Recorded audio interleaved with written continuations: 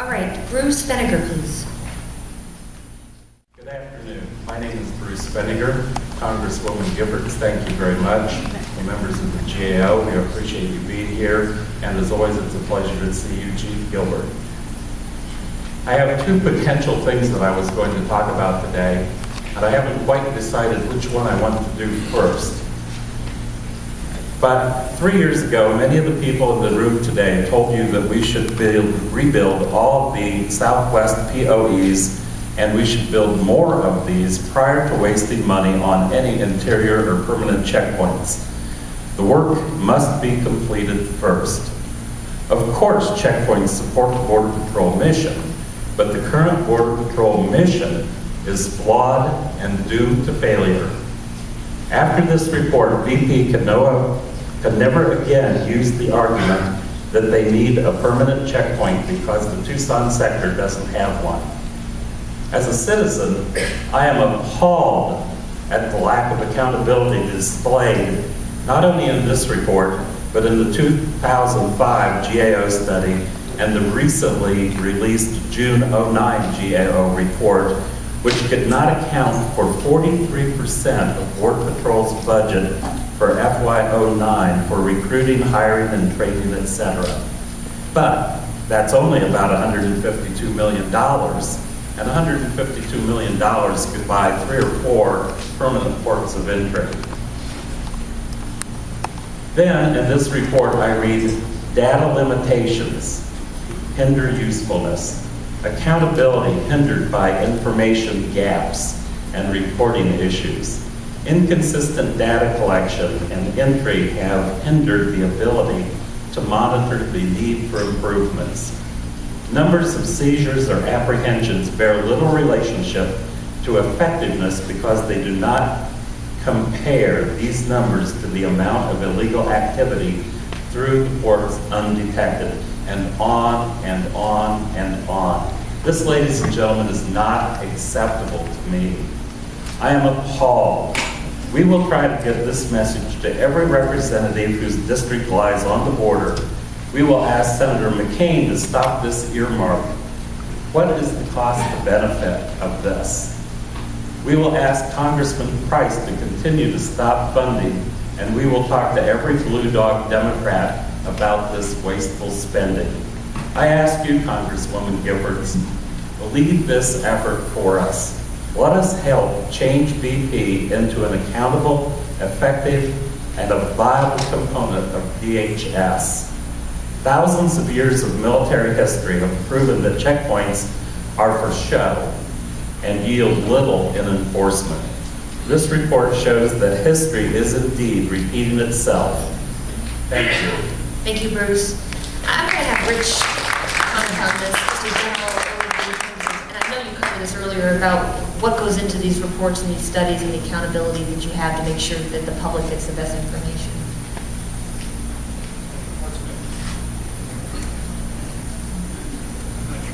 And which point, the 43% or the...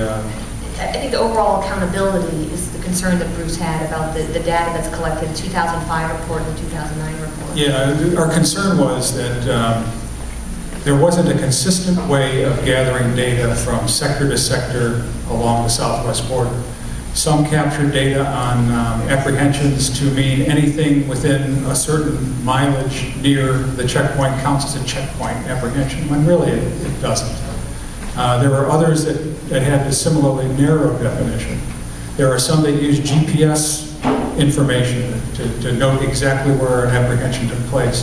In the Tucson sector, they don't have the GPS yet. It's within 7-mile grids, so it's tough to make those assessments. So, one of the things that we felt needed to be done, we recommended be done, is that we come up with a consistent, reliable way for gathering this data to measure effectiveness, which would enable the Border Patrol and any other person interested in accountability to measure effectiveness not only from sector to sector, but from different site to different site within the same sector. The dollar spending you mentioned on the Border Patrol budget, that was an interesting study. It's not related to this. I'll just say quickly, that was mainly a documentation. We just couldn't see the justification because it wasn't documented how they came up with the numbers they came up with, and that surely is an accountability issue. With respect to the checkpoints and military history, I don't know what to say about that. I do know that the same thing has been said about walls, and those of us who have been through the Cold War and maybe were stationed in Germany remember the Berlin Wall, and even that wasn't 100% effective. Maybe thank God for that. But walls are walls, and people move around them.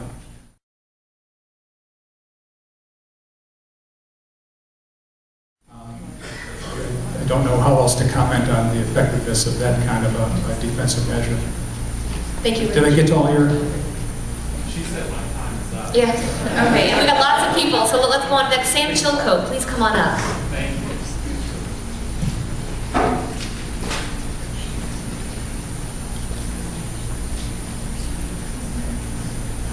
Thank you, Congresswoman. Good morning. My name is Sam Chilcote. I was a member of the study group that maintained that the border ought to be controlled at the border. A lot has been said about the lack of data concerning the effect of tourism, crime in our community.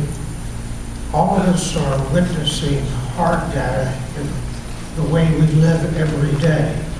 And I wanted to bring to the attention of GAO something that appeared just recently. In fact, it was on October 27th, the Tucson Weekly. It's titled "The Border Sheriff," and it's Santa Cruz County Strata. And he says in here, he also notes that north of the wall in his own back country, there's an ongoing epic of mass migration, aggravated assaults, drug rip-offs, murders, assorted mayhem in his jurisdiction. Not far from the line, there is a rape tree. It is marked by women's panties dangling as trophies from the branches. Now, this is what's going on in our community. There's not a statistical correlation by soft data, but we do have hard data that we're witnessing every day. In addition to that, as you know, the border is 261 miles.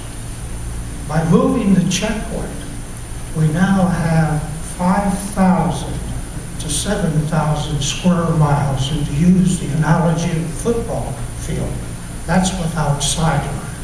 Thank you very much. Thank you, Gary.